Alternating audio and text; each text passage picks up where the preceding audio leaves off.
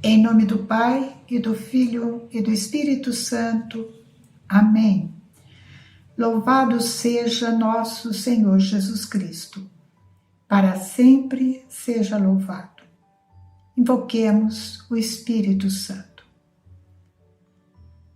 Deus, que instruís os corações dos vossos fiéis com a luz do Espírito Santo, fazei que apreciemos retamente todas as coisas segundo o mesmo Espírito e gozemos sempre de sua consolação por Cristo nosso Senhor.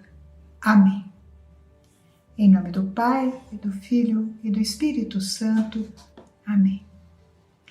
Pela intercessão de Santa Catarina de Siena, iniciamos esta série consagrada à Sagrada Eucaristia. Nós estamos no dia 29 de abril de 2021. Nossa reflexão, de um modo muito simples, desejo ser muito prática, porque o mistério da nossa fé, a Eucaristia que celebramos na nossa missa, é um mistério da fé. É um mistério profundíssimo que só na eternidade nós vamos compreender um pouco mais.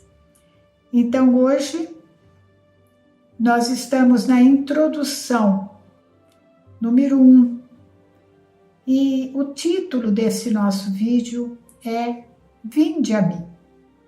O convite que Jesus faz através do evangelista Mateus, no capítulo 11, versículo 25. Depois os seguintes. Naquela ocasião em que Jesus estava conversando com seus discípulos, ele pronunciou estas palavras: Eu te louvo, Pai, Senhor do céu e da terra, porque escondestes essas coisas. Que coisas? O que Jesus estava comentando, instruindo sobre o que aos seus discípulos? Os mistérios do reino. Jesus então agradece ao Pai, louva ao Pai, porque os mistérios do reino permanecem escondidos aos sábios e entendidos, isto é, aos complicados, e as revelastes aos pequeninos.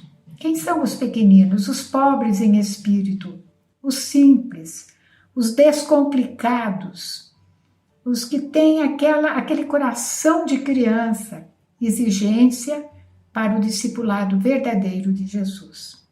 Continua o Senhor. Sim, Pai, assim foi do teu agrado. Tudo me foi entregue por meu Pai, e ninguém conhece o Filho senão o Pai. E ninguém conhece o Pai senão o Filho, e aquele a quem o Filho o quiser revelar. É claro que Jesus quer se revelar a uma nata, a um extrato privilegiado da sociedade ou da vida cristã ou da igreja? Não. Ele veio para ser a luz do mundo. Ele veio para se revelar ao mundo. Mas a revelação mais profunda do mistério do reino de Deus, que é Ele mesmo, é a sua própria pessoa, Ele o faz, Ele a faz, a revelação a pessoas que Ele escolheu. E pessoas, uma vez escolhidas, que se abrem também para a sua graça. E ele diz, como que num convite súplica aos seus discípulos e a nós: Vinde a mim, todos vós que estáis cansados e carregados de fardos, e eu vos darei descanso. Tomai sobre vós o meu jugo e sede discípulos meus, porque sou manso e humilde de coração, e encontrareis descanso para vós. pois o meu jugo é suave e o meu fardo é leve. Como eu disse, Jesus faz um convite num tom de súplica. Deus suplicando que os cansados, os sobrecarregados, com fardos que exigem uma força muito superior àquela que nós podemos carregá-las, e ele diz: vinde a mim, entreguem para mim os seus fardos, para que nós entremos no repouso de Deus. O fato de nós irmos a Jesus, desabafarmos com Ele, nos abrirmos com Ele, é um ato, isto é um ato de colocar no coração de Jesus, nos braços de Jesus, nas costas de Jesus, na cruz de Jesus, aquele fardo que tantas vezes nos julgamos e realmente sentimos sermos incapazes de carregar. A Eucaristia, a Santa Missa, é este momento privilegiado que Jesus quis deixar para nós, para estar conosco. Esse convite que Jesus fala, vinde a mim, é um convite à Eucaristia. É um convite à celebração, à atualização daquele momento em que Jesus no Calvário se deu todo inteiro a nós.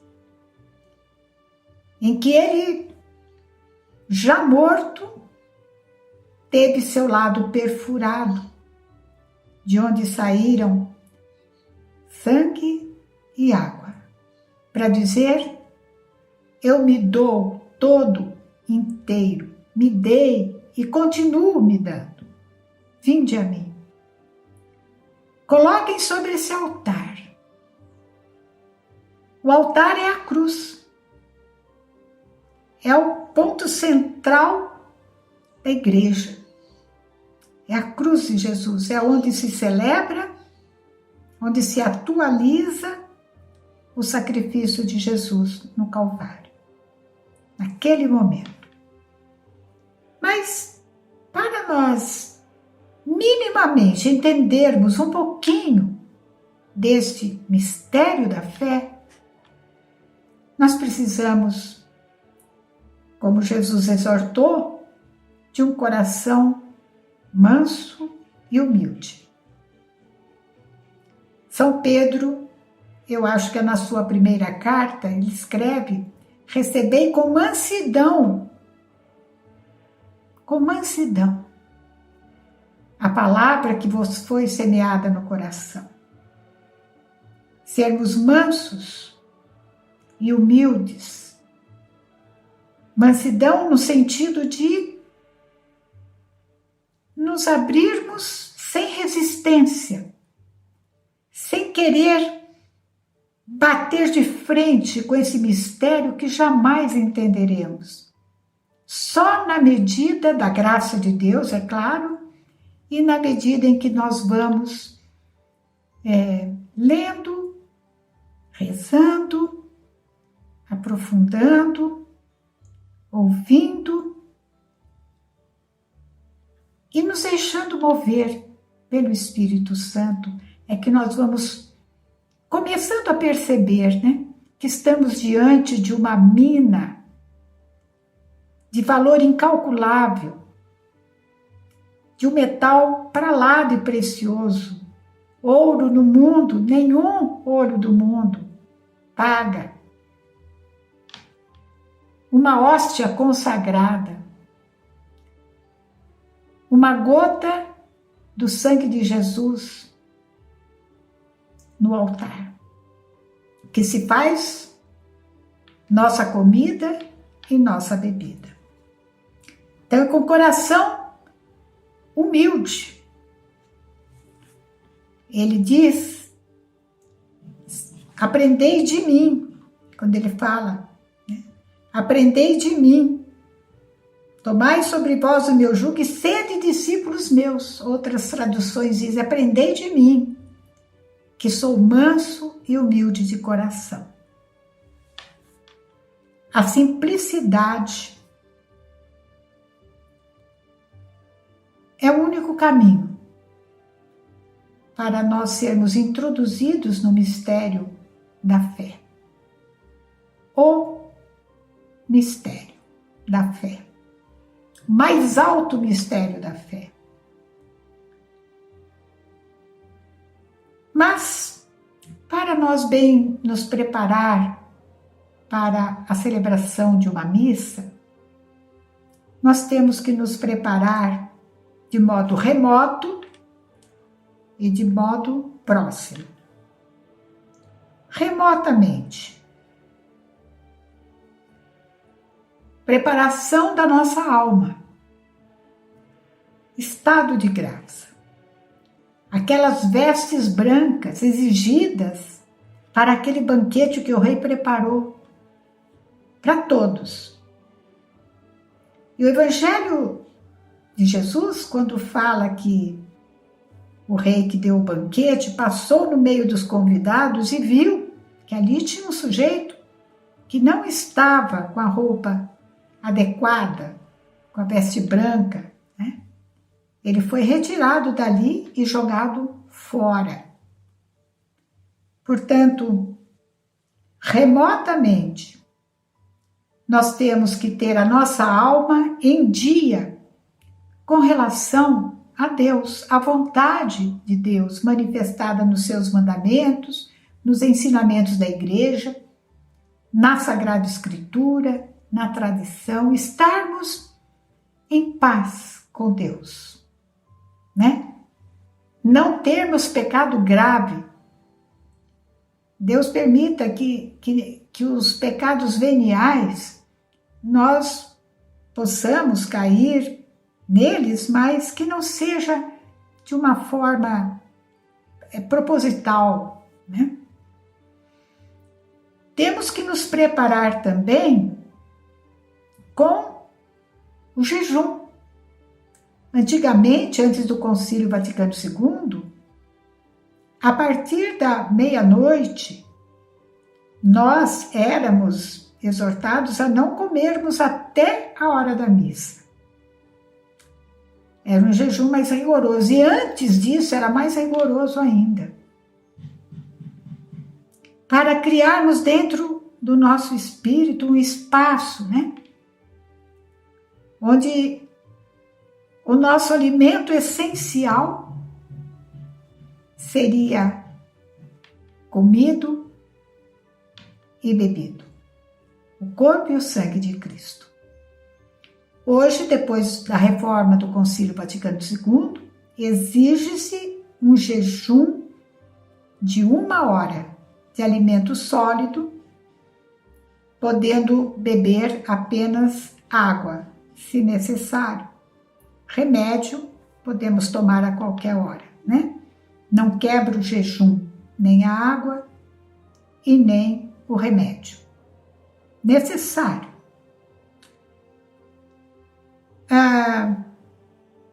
Mas agora, e o corpo? Como é que nós temos que nos apresentar visivelmente na igreja?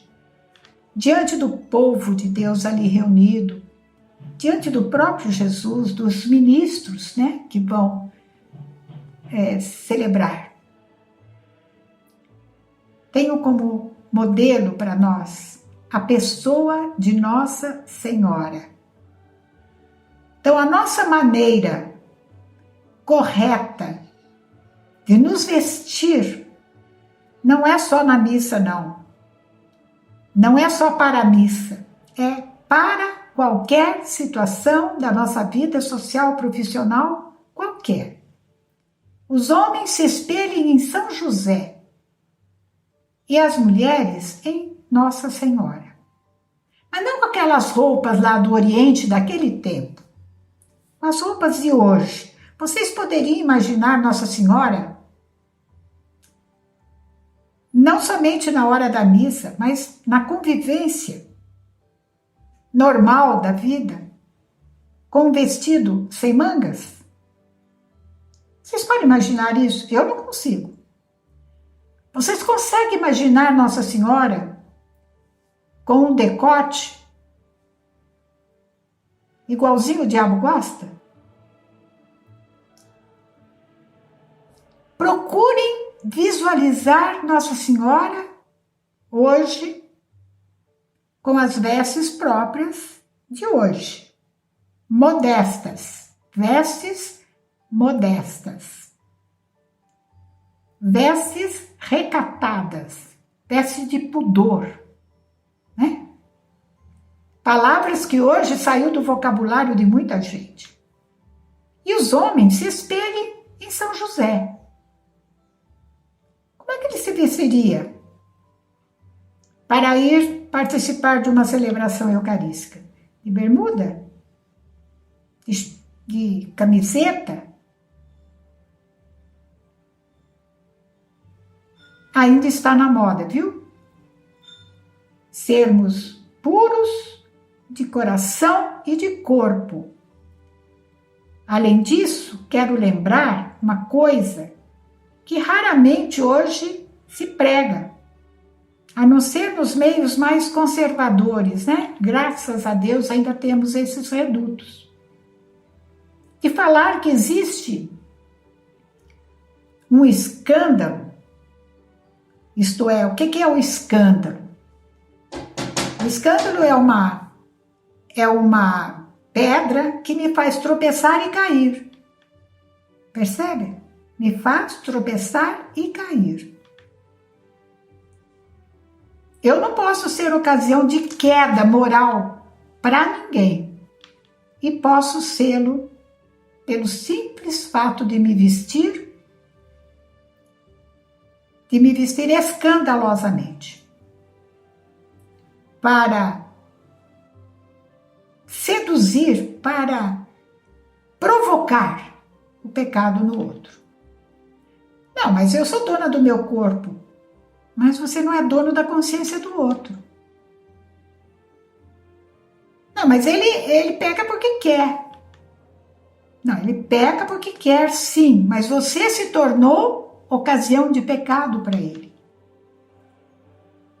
E isso é muito grave. Quando Jesus fala sobre os escandalosos, ele fala sobre isso. Melhor teria sido que se amarrasse ao pescoço de um escandaloso uma pedra de moinho, né? E fosse jogado ao mar. Um outro item que nós temos que levar muito a sério na nossa vida pessoal, dentro também das nossas igrejas, é o silêncio. Quero ler para vocês o ponto número 45 da Instrução Geral do Missal Romano.